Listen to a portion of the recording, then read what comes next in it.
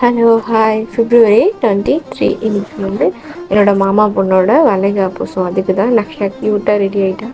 So madam வந்து ஒரு ஸ்கூலில் ப்ராக்டிஸ் பண்ணிட்டு இருக்காங்க டான்ஸ். அதை அப்படியே ஸ்டெப் போட்டு கணிச்சிட்டு நாங்கள் ஃபங்க்ஷன் வீட்டுக்கு போயாச்சு. இது என்னோடய தாய் மாமா, அவங்க ரெண்டாவது பொண்ணுக்கு தான் வளைகாப்பு. ஸோ எல்லாம் ரெடியாக எடுத்து வச்சாச்சு. இங்கே வந்து நாகர்கோயில் சைட்லலாம் கொஞ்சம் வளைகாப்பு வந்து கொஞ்சம் டிஃப்ரெண்ட்டாக இருக்கும். நான் திட்டக்குடியிலலாம் பார்த்ததை விட இது கொஞ்சம் டிஃப்ரெண்ட்டாக இருக்கும். நாங்கள் நல்லா ரொம்ப கிராண்டான ஆள்லாம் அப்படிலாம் கூப்பிடலாம் மாட்டோம். கொஞ்சம் ரொம்ப இம்பார்ட்டண்டானவங்களை மட்டும் கூட்டிகிட்டு போயிட்டு ஃபங்க்ஷன்ஸ் முடிச்சுட்டு வந்துடுவோம். கல்யாணத்துக்கு கூப்பிட்ற மாதிரி நிறைய ஒருத்தரெல்லாம் கூப்பிட மாட்டோம். ஏன்னா அங்கெல்லாம் எல்லாரையும் கூப்பிடுவாங்க, நான் பார்த்துருக்கேன். ஸோ வந்து இதை வந்து எங்ககிட்ட கொடுத்து என்ன சொன்னாங்கன்னா, தட்டை கீழேயே வைக்கக்கூடாது, நேராக கொண்டு போய் அவள் வீட்டில் தான் வைக்கணும்னு ஒரு வார்த்தை சொன்னாங்க. பட் அதை யாருமே ஃபாலோ பண்ணவே இல்லை. அது மாதிரி இதுலேருந்து எதுவுமே எடுத்து சாப்பிடக்கூடாதுன்னு சொன்னாங்க. பட் இதுலேருந்து ஒரு திராட்சை எடுத்து நான் இவகிட்ட கொடுத்தேன். இவன் சாப்பிட்டுட்டா.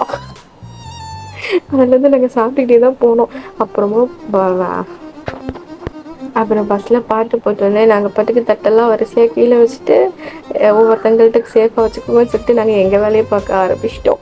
கொடுத்தது மட்டும் போது என்னடி தோம் தோம் தோம் தோம் தோம்.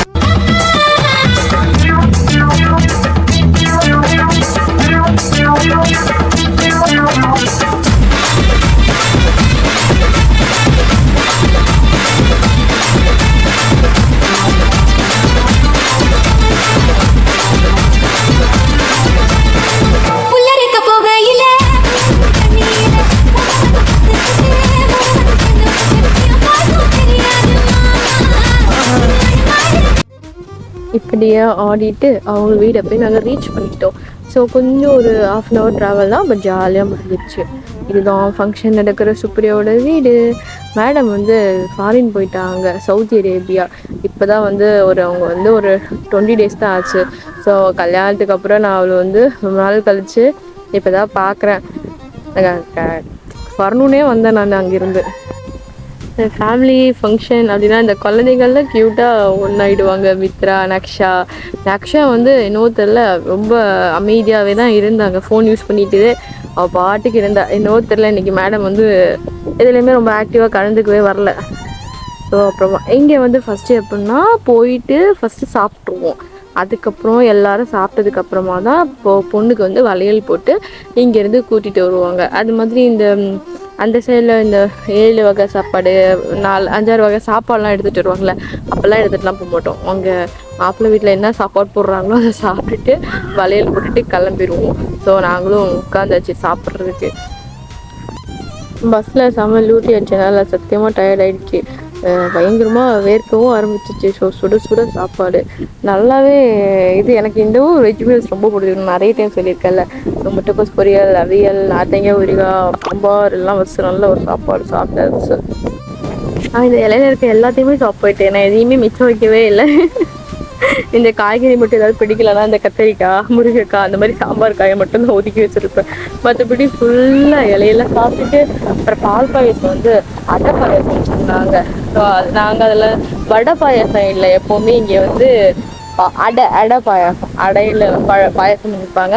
அதில் வந்து அப்படி பப்படம் உடச்சி போட்டு பழம் போட்டு பிசைஞ்சு அப்படியே சாப்பிடும்போது ரொம்ப டேஸ்ட்டாக இருக்கும். அதுக்கப்புறமா தான் சோறு வாங்கி மோர் ஊற்றி சாப்பிடுவாங்க. நான் வந்து சாப்பாடு போதும், அதனால் மோர் மட்டும் வாங்கி குடிச்சாச்சு. அந்த இனிப்பு சாப்பிட்டு இந்த புளிப்பு குடிக்கும் ஒரு வேறு லெவல் டேஸ்ட்டில் இருக்கும்.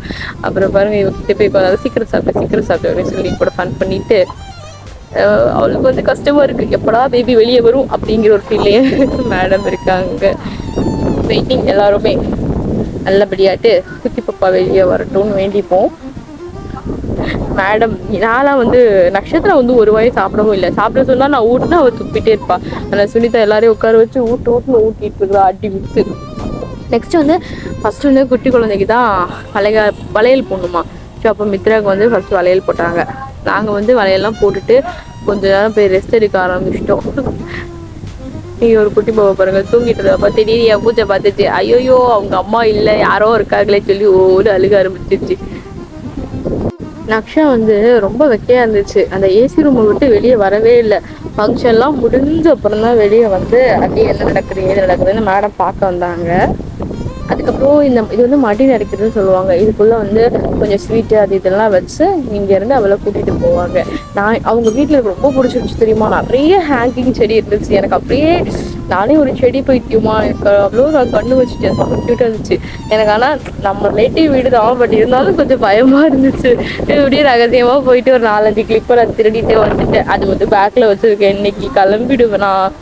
செவ்வாய்க்கிழமை போயிட்டு வந்துட்டு கூடிய பார்ப்போம். அது வரை அது உயிரோடு இருக்கணும் இல்லையா, காப்பாற்றி அதை நல்லபடியாக அழகாக வைக்கணும். சூப்பராக இருந்துச்சு தெரியுமா. நல்லா அதுதான் ஒரு செடி மேலேருந்து கீழே ஒரு 6 அடிக்கு மேலே அப்படியே தொங்கிட்டு வளர்ந்துட்டு இருந்துச்சு. பார்த்து பின்னாடி இருந்து வேற பார்க்குறாங்க, திட்டிடுவாங்களோன்னு வேற பயமா இருக்கு. ஏன்னா நான் சுப்ரியாட்ட கேட்கவும் இல்லையா, வேற ஃபங்க்ஷன் பிஸியில் இருந்தா. சரி வீடு நம்ம வீடு தானே, நாளே நல்லா திருடினேன், அதிகமாகலாம் திருடவே இல்லை. அப்புறம் வேகமாக அவளுக்கு இந்த மடி நடக்கிறதுன்னு ஒரு ஃபார்மாலிட்டி சொல்லுவாங்க. அந்த மடியில் என்னென்னோ வைப்பாங்க. எல்லாம் வச்சுட்டு அங்கேருந்து வேகமாக கிளம்பி வேனுக்கு போயாச்சுன்னா இன்னைக்கு நேராக வீட்டுக்கு தான். ஸோ போகும்போது வேன் ரொம்ப ஸ்லோவாக போச்சு. வரப்போ இருந்த அளவுக்குலாம் எல்லாமே கொஞ்சம் டான்ஸ் பண்ணிட்டு ஜாலியாக எல்லாரும் கிளம்பிட்டோம். வீட்டுக்கு போனோடனே இவன் என்ன பண்ணுவான்னா, இதை எடுத்துகிட்டு போயிட்டு ரூமில் ஒரு கட்டில் அப்படி தூக்கி போடுவா. அப்படி போடும்போது அதில் இருக்கிறது எல்லாமே இப்போ எடுப்பாங்க. இவன் என்ன பண்ணிட்டா, வேகமாக போடு, பொத்துன்னு போடுனாங்க பாருங்க. போட்டுட்டு அப்படியே கம்முறை பார்த்துட்டா. நல்லா அவளெல்லாம் ஃபோர்ஸ் பண்ணி தள்ள ஆரம்பிச்சிட்டாங்க. நல்ல வேலை பிடிச்சிட்டோம். இவ வேற அது கூட சேர்ந்து விழுந்து கிடந்திருப்பா. எனக்கு இதுலேருந்து ஒரு சாக்லேட் கட்டிச்சு, 2 கிரேப்ஸ் கட்டிச்சு, ஒரு தேங்காய் கிடச்சிச்சு. தேங்காய் வச்சு என்ன பண்ணுறது. அப்புறமா அதில் எடுக்கிறதெல்லாம் ஷேர் பண்ணி ஜாலியாக சாப்பிட்டுப்போம். ஸோ ஈவினிங் என்னென்னா குட்டீஸ்லாம் சேர்ந்து ஜாலியாக டான்ஸ் பண்ணி இந்த டே ஹாப்பியாக முடிஞ்சிச்சு. ஸோ என்னை ஊரை பார்த்து கிளம்பி போக வேண்டியதான். எனக்கு வந்து எங்கள் மம்மி கூட என் தம்பி கூட டைம் ஸ்பெண்ட் பண்ண ரொம்ப ரொம்ப ரொம்ப ரொம்ப பிடிக்கும். ஆனால் வந்து எங்கள் டேடி வந்து செம்மையாக ட்ரிங்க் பண்ணுவார். அவர் வந்து யார் எப்படி இருந்தாலும் அவர் ஒருத்தரால் எங்கள் எல்லாத்தோட ஹாப்பினஸும் வந்து போகும். ஸோ இன்றைக்கி நைட் நாங்கள் எங்கள் மாமா வீட்டே ஸ்டே பண்ணியாச்சு. நாளைக்கே வந்துட்டு கிளம்பிடுவேன். எனக்கு ஒரு டைமும் தோணும், ஏன் இங்கே எனக்கு ஒரு டைமும் இங்கே வரவே கூடாதுங்கிற அளவுக்கு தான் இருக்கும். ஏன்னா எல்லாருக்குமே அவங்கவுங்க அம்மா அப்பா வீடு ரொம்ப பிடிக்கும்ல. எனக்கு மட்டும் அது வந்து ஒரு 30 வருஷம் ஆக போகுது. பட் இன்னுமே வந்து அவங்க யாருமே அவர் மாற்றிக்கவே இல்லை அவர் கேரக்டரை. ஸோ நம்ம விலகியே இருக்கிறது அதெல்லாம் ஒரு ரிலேஷன்ஷிப் பிரேக் ஆகி மேலே ஆகிடுச்சு. கண்டிக்கிறது இல்லை. ஒரு டைமும் வரும்போது இனிமேல் நாகர்கோவில் வரவே கூடாதுன்னு நினச்சிட்டு தான் போவேன். சேம் இந்த டைமும் நான் அதே மைண்டில் தான் இங்கேருந்து போக போகிறேன். இந்த ஃபங்க்ஷனாக இருந்தாலும் நடக்கட்டும். நமக்கு வந்து தனிமை தான் பெஸ்ட்டு. ஸோ இதெல்லாம் இழந்து தான் ஆகணும். ஏன்னா நமக்கு வந்து ஸ்டே பண்ணுறதுக்கு நம்ம வீடு கரெக்டாக இல்லை. அதனால் இப்போ எங்கள் மாமா வீட்டில் பெரியம்மா வீட்டில் எங்கேனாலும் நான் ஸ்டே பண்ணலாம். இருந்தாலும் அது நம்ம வீடு மாதிரி ஆகாதல்ல. ஸோ அந்த ஒரு வருத்தம் இருக்குது. ஓகே, பாய். தேங்க்யூ. லைக் பண்ணுங்கள்.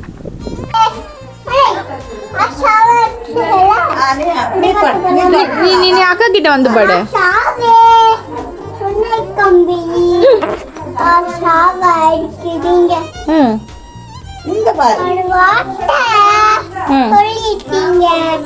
கிட்ட வந்துக்கோ.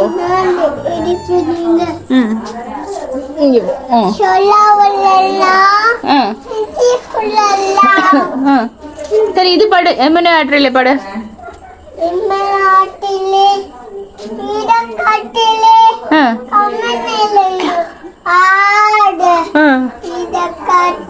கம்மன் இல்லையோ, கண்ணன் இல்லையோ.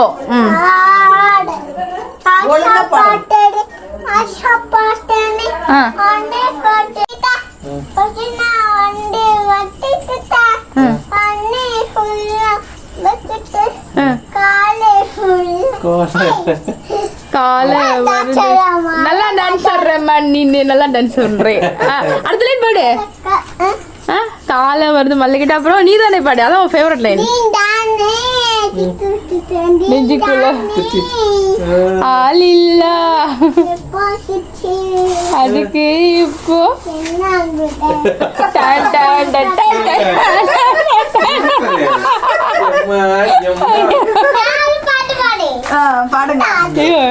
Golden spare.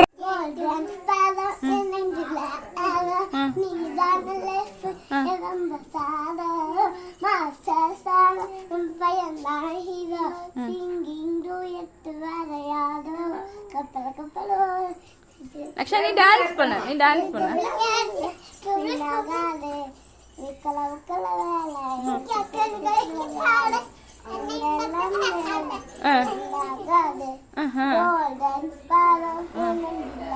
ஆரோ